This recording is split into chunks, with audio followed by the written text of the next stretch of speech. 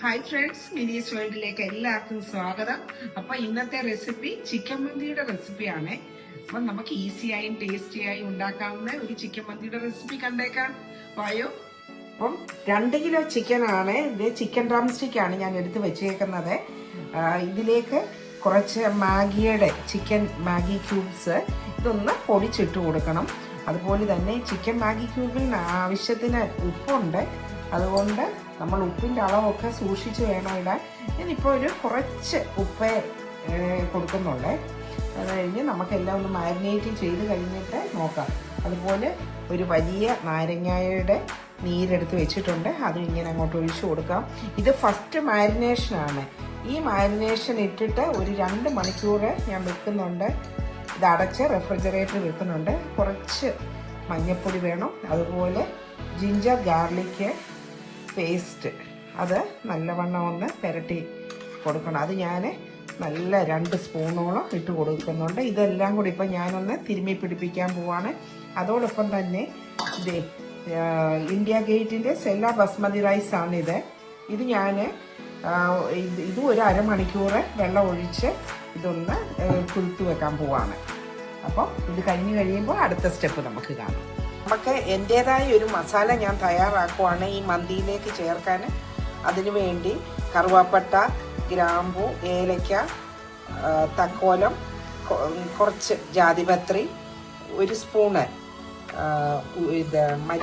മല്ലി മുഴുവൻ മല്ലിയാണ്, 1 spoon pepper, 1 spoon ജീരകം. ഇനി ഇതെല്ലാം കൂടെ ഒന്ന് ചെറിയ തീയിലിട്ടൊന്ന് വറുത്തെടുത്തിട്ട് ഇത് പൊടിക്കണം. പൊടിച്ചിട്ട് ഇതിൻ്റെ ഹാഫ് ഇനിയും നമ്മൾ ആദ്യമേ ഇതിൽ ചേർക്കും. ലാസ്റ്റ് പാതി വഴിയിൽ ചിക്കൻ കുക്ക് ചെയ്ത് കഴിയുമ്പോഴാണ് ചേർക്കുന്നത്. അപ്പോൾ ഇതൊന്ന് വറുത്തെടുക്കട്ടെ. അരി കുതിർക്കാൻ വെച്ചിട്ട് അരമണിക്കൂറായി. അപ്പം നമ്മൾ ഒരു പാത്രത്തിൽ കുറച്ച് വെള്ളം എടുത്തിട്ട് അരി മുങ്ങിക്കിടക്കുന്ന പോലുള്ള വെള്ളം, അത്യാവശ്യം നല്ല വലിപ്പമുള്ള ഒരു പാത്രമാണ് ഇതെടുത്തേക്കുന്നത്. ഇതിനകത്തേക്ക് വെള്ളം തിളപ്പിക്കാൻ വെച്ചു. ഇതിലേക്ക് നമ്മൾ കുറച്ച് നാരങ്ങാനീര്, 1 നാരങ്ങയുടെ നീരുണ്ട്. അതുപോലെ തന്നെ ചിക്കൻ മാഗി ക്യൂബ് ഒരു 2 ക്യൂബ് ഞാൻ പൊടിച്ചങ്ങോട്ട് ഇട്ട് കൊടുക്കുന്നുണ്ട്. ഇതിനകത്ത് ഉപ്പുണ്ട്, എന്നാലും കുറച്ച് ഉപ്പുകളൂടെ നമ്മൾ ഇട്ട് കൊടുക്കണം. ഇപ്പോൾ 1 സ്പൂൺ ഉപ്പൂടെ ഇട്ടു. ഉപ്പൊക്കെ നമുക്ക് നോക്കാം. പിന്നെ അതുപോലെ തന്നെ ഏലക്ക, ഗ്രാമ്പൂ, തക്കോലം, ബേ ലീഫ് അതെല്ലാം അങ്ങോട്ട് ചേർത്ത് കൊടുത്തു. അതുപോലെ തന്നെ ഒരു ഉണക്ക നാരങ്ങ അതും കൂടി ഇട്ട് കൊടുത്തു. ഇനി ഇതെല്ലാം കൂടെ ഒന്ന് ഇളക്കി കൊടുത്തിട്ട് കുറച്ച് നേരം ഈ വെള്ളം ഒന്ന് നല്ലവണ്ണം വെട്ടി തിളച്ച് കഴിഞ്ഞിട്ട് അരി ഇടുന്നുള്ളൂ. ഇപ്പം അരി കുതിർന്ന് കഴിഞ്ഞപ്പോൾ ഞാനൊന്ന് വാല വെച്ചിട്ടുണ്ട്. ഇത് അടപ്പൊന്ന് അടച്ചു കൊടുക്കാം. ഇതൊന്ന് തിളയ്ക്കട്ടെ. നല്ലവണ്ണം വെട്ടി തിളച്ചിട്ടുണ്ട്. ഇതിലേക്ക് നമുക്ക് വെള്ളം വാലാൻ വെച്ച അരി ചേർത്ത് കൊടുക്കാമേ. ഈ അരി ഇടുന്നതിൻ്റെ മുമ്പ് ഞാൻ വെള്ളത്തിൻ്റെ ഉപ്പൊക്കെ ഒന്ന് തൊട്ട് നോക്കി. നല്ല ഉപ്പും അത്യാവശ്യം ചെറിയൊരു പുളിയും ഒക്കെ ഉണ്ട്. ഉപ്പ് മുന്നോട്ട് നിന്നാൽ മാത്രമേ ചോറിനകത്ത് ചോറ് വേകുമ്പോൾ ഉപ്പ് പിടിക്കത്തുള്ളൂ. അതിപ്പം എപ്പോഴും മുമ്പോട്ടായിരിക്കണം വെള്ളത്തിൽ നമ്മളെ ഉപ്പിൻ്റെ അളവൊന്ന് തൊട്ട് ഒന്ന് ടേസ്റ്റ് നോക്കുമ്പോൾ. ഇനി ഇതെല്ലാം ഒന്ന് ഇളക്കി കൊടുത്തിട്ട് വീണ്ടും നമുക്ക് അടപ്പ് വെച്ച് അടച്ചു കൊടുക്കാം. ഇതൊരു 80% മാത്രം ഈ ചോറ് വെന്താൽ മതിയേ. അപ്പം നമുക്ക് ഇനിയും ബാക്കി നമ്മൾ ചിക്കൻ്റെ കൂടെ ഒന്ന് അടച്ചു വെക്കുമ്പോൾ ബാക്കി വെന്തോളും. അപ്പം ഇതൊന്ന് അടച്ചു കൊടുക്കാം എളുപ്പം വേകാൻ വേണ്ടി. ഇപ്പം നമ്മുടെ ചോറ് ഒരു 80% വെന്തു. ഇത് കണ്ടോ, നല്ല വലിപ്പമുള്ള ചോറാണ്. ഞാൻ പറഞ്ഞല്ലോ അരി ഏത് ബ്രാൻഡാണ്, ഇന്ത്യ ഗേറ്റിൻ്റെ സെല്ല ബസ്മതി റൈസാണ്. അപ്പം ഇനി ഇതൊന്ന് വെള്ളം ഒന്ന് വാർത്തെടുക്കട്ടെ. ഇത് നമ്മൾ ഡ്രൈ റോസ്റ്റ് ചെയ്ത് വെച്ച മസാലക്കൂട്ടാണ്. ഇതിൽ നിന്നും ഇതാണ് ഇതിൻ്റെ യഥാർത്ഥ മന്തിയുടെ മസാല. അപ്പം ഇതിന് നല്ല 1 സ്പൂണ് എടുത്ത് ഇട്ട് കൊടുക്കും. ഇനി കളറിന് വേണ്ടി ഞാൻ പാപ്രിക്ക പൗഡറാണ് ചേർക്കുന്നത്. നിങ്ങളുടെ അടുത്ത് പാപ്രിക്ക പൗഡർ ഇല്ലെങ്കിൽ 1 സ്പൂണ് കാശ്മീരി മുളക് പൊടി ഇട്ടാൽ മതി ഒരു കളറിന് വേണ്ടി. ഒട്ടും എരിയുടെ ആവശ്യമില്ല. ഇനി അതിലേക്ക് നമ്മൾ ബാക്കി കുറേ കാര്യങ്ങളോട് ഇട്ട് കൊടുക്കണം. കുറച്ച് ഇലകൾ, അത് കുറച്ച് മിൻറ്റ് ലീഫ്, കുറച്ച് മല്ലിയില, അതുപോലെ തന്നെ ക്യാപ്സിക്കം നിങ്ങളുടെ അടുത്ത് ഏതൊക്കെ കളറുണ്ടോ അതെല്ലാം ഇട്ട് കൊടുക്കാം. എൻ്റെ അടുത്ത് 2 കളറുണ്ടായിരുന്നു, ഓറഞ്ചും മഞ്ഞയും പച്ച ഇല്ലായിരുന്നു. അപ്പോൾ ഇതെല്ലാം കൂടെ ഇനിയും നല്ലവണ്ണം ഒന്ന് തിരുമിയെടുക്കണം. ഇതിലേക്ക് കുറച്ച് ഓയിൽ ഒഴിക്കണം. ഞാൻ ഇതിലേക്ക് കുറച്ച് ഒലിവ് ഓയിലാണ് ചേർത്ത് കൊടുത്തേക്കുന്നത്. ഒരുപാട് ഒഴിച്ചില്ല. ഇപ്പം ഇനിയും ചിക്കൻ നിരത്തുമ്പം പാനിൻ്റെ അടിയിൽ ഒഴിക്കും. ഇനി കുറച്ച് സവോള ഇതെല്ലാം കൂടി ഇനി ഒന്നുകൂടെ ഒന്ന് പിടിപ്പിക്കണം. ആദ്യം ഒരു മാരിനേഷൻ കൊടുത്തതാ. ഇനി ഇത് രണ്ടാമത് എടുത്ത മസാലകളും എല്ലാം കൂടെ ഇത് പുരട്ടി കഴിഞ്ഞിട്ട് ഒരുപാട് നേരം വെക്കണ്ട, നമുക്ക് ഉടനെ തന്നെ ചെയ്ത് കൊടുക്കാം. വലിയ വലിപ്പമുള്ള ഒരു നോൺ സ്റ്റിക്കിൻ്റെ ഒരു പാത്രമാണ് വെച്ചേക്കുന്നത്. ഇതിലേക്ക് ഞാൻ കുറച്ച് ഒലിവ് ഓയിലാണ് ചേർത്ത് കൊടുത്തത്. നിങ്ങളുടെ അടുത്ത് എന്താ ഓയിൽ നിങ്ങൾക്ക് ചേർക്കേണ്ടതെന്ന് വെച്ചാൽ ഇനിയും റിഫൈൻഡ് ഓയിലും കുറച്ച് ഇനിയും ബട്ടറും കൂടെ ചേർക്കണേലും അങ്ങനെ, അപ്പം കുറേ കൂടെ നല്ല ടേസ്റ്റ് കിട്ടും. ഞാനിത് ഒലിവ് ഓയിലാണ് ചേർത്തത്. ഇതിലേക്ക് നമ്മൾ ചിക്കന് എടുത്ത് ഇട്ട് കൊടുക്കാം. ഈ ചിക്കനിലെ ക്യാപ്സിക്കം അത്യാവശ്യമായിട്ടും ചേർക്കേണ്ടതാണ്. ക്യാപ്സിക്കം ചേർക്കുമ്പോൾ നല്ലൊരു ടേസ്റ്റാണ്. നാട്ടിലുള്ളവർക്ക് പച്ച ക്യാപ്സിക്കം ആയിരിക്കും കിട്ടുന്നത്, അത് മതി എന്താണെങ്കിലും.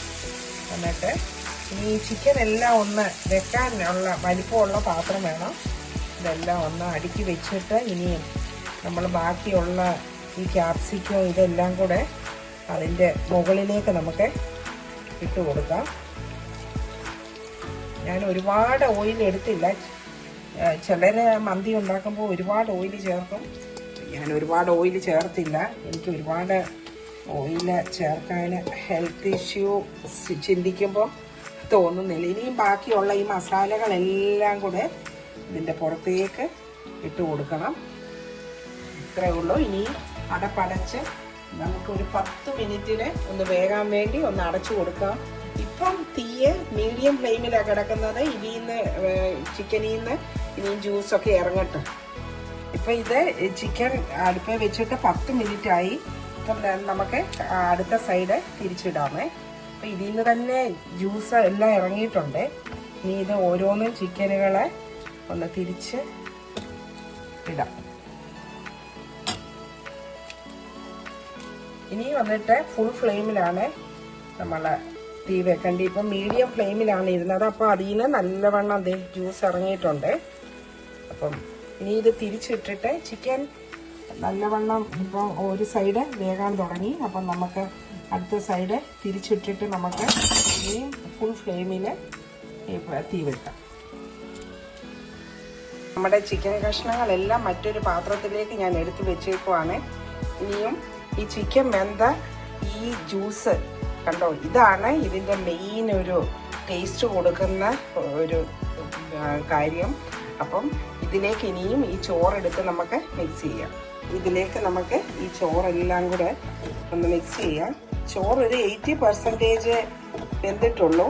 അപ്പം ബാക്കിയുള്ള 20% നമ്മൾ ഇതിനകത്ത് ഇപ്പം ചിക്കനും കൂടെ വെച്ച് കഴിഞ്ഞിട്ട് നമ്മളൊരു 10 മിനിറ്റ് ഒന്ന് ദമ്മിടുന്ന പോലെ വെക്കും.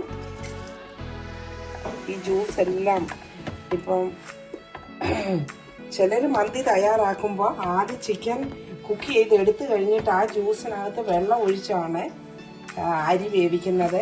ഞാൻ അങ്ങനെ ചെയ്തില്ല. ഇതൊരു വെറൈറ്റി രീതിയിലാണ്. ഇതാണ് ടേസ്റ്റായിട്ട് ഞാൻ 2 വിധത്തിലും ചെയ്ത് നോക്കാറുണ്ട്.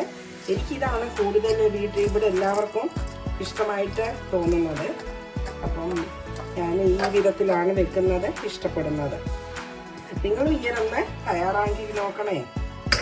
ഇനിയിപ്പം ഇതെല്ലാം കൂടെ ഈ ചോറൊന്ന് മിക്സ് ചെയ്യണേ ഇവിടെ ഈ പാത്രത്തിലിരുന്ന ഈ ജ്യൂസിലേക്ക്. എന്നിട്ട് നമുക്ക് ഇനി ബാക്കി ചിക്കന് ഇതിൻ്റെ മുകളിലായിട്ട് വെച്ച് കൊടുക്കാം. അപ്പം ഈ ചോറെല്ലാം ഒന്ന് മിക്സായി. ഇപ്പം ഇനി ഈ ചോറിന് നല്ല ടേസ്റ്റാണ്. ഇപ്പം തന്നെ ഇങ്ങനെ ഈ ചോറ് കഴിക്കാൻ ഇനിയും ദമ്മിടേണ്ട ആവശ്യമില്ല, അല്ലാതെ തന്നെ നല്ല ടേസ്റ്റ് ഉണ്ട്. പക്ഷെ ഇതെല്ലാം കൂടെ ഒന്ന് ദമ്മായി കഴിയുമ്പോൾ ഇനിയും കുറേ കൂടെ ടേസ്റ്റാണ്. ഇതിൽ നിന്ന് നമ്മൾ ചോറ് വേകാൻ ഇട്ടപ്പോഴത്തെ ഈ ഉണക്കനാരങ്ങയൊക്കെ മാറ്റാമേ.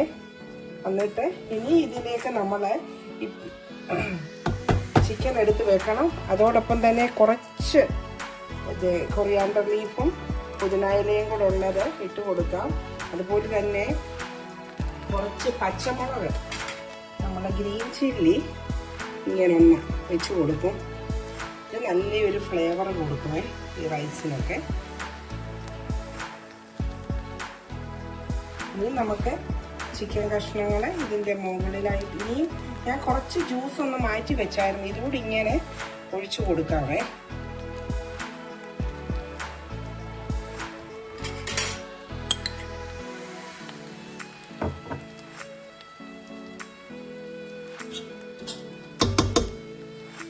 ഇനി നമുക്ക് ഓരോന്നായിട്ട് ചിക്കൻ വെച്ച് കൊടുക്കാം. എന്നിട്ട് പിന്നെ അടപ്പടച്ച് നമ്മൾ ഇനി ഒരു 10 മിനിറ്റ് കൂടെ മതി. അപ്പം വെരി ലോ ഫ്ലെയിമിൽ വേണം ഇനി ഇട്ട് കൊടുക്കാൻ, അല്ലെങ്കിൽ ചോറ് അടിക്ക് പിടിക്കും. അതുകൊണ്ട് വെരി ലോ ഫ്ലെയിമിൽ 10 മിനിറ്റ് കൂടെ ഒന്ന് അടച്ചു കൊടുത്തിട്ട് നമുക്ക് കാണാം. അപ്പം നമ്മുടെ മന്തിയൊക്കെ റെഡി ആയിരിപ്പുണ്ട്. അപ്പോൾ ഇനി നമുക്ക് ഒന്ന് കാണാം. ഇനിയിപ്പം ഈ ചിക്കൻ തന്നെ ഒന്ന് എടുത്ത് മാറ്റണം, എന്നാലേ എന്നിട്ട് നമുക്ക് ഈ റൈസ് എല്ലാം കൂടെ ഒന്ന് മിക്സ് ചെയ്യണേ. അപ്പം ചിക്കൻ തന്നെ നമുക്കൊന്ന് ഒരു പാത്രത്തിലേക്ക് മാറ്റി വെക്കാം.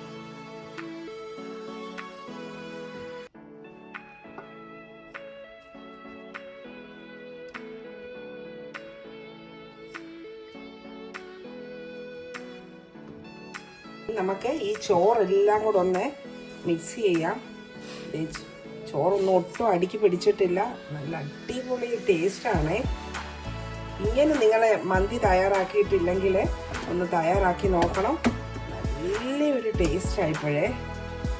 റൈസ് എല്ലാം കൂടെ ഒന്ന് മിക്സ് ചെയ്ത് ഞാൻ ഓൾറെഡി ഒന്ന് ടേസ്റ്റ് ചെയ്ത് നോക്കി, നല്ല അടിപൊളി ടേസ്റ്റാണ്.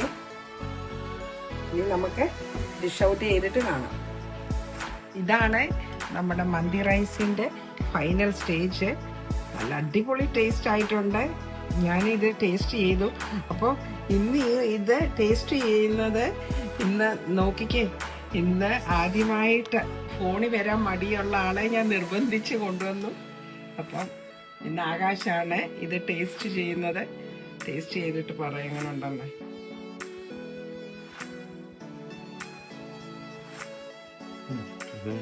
ചിക്കൻ കൂടെ കഴിക്കാം.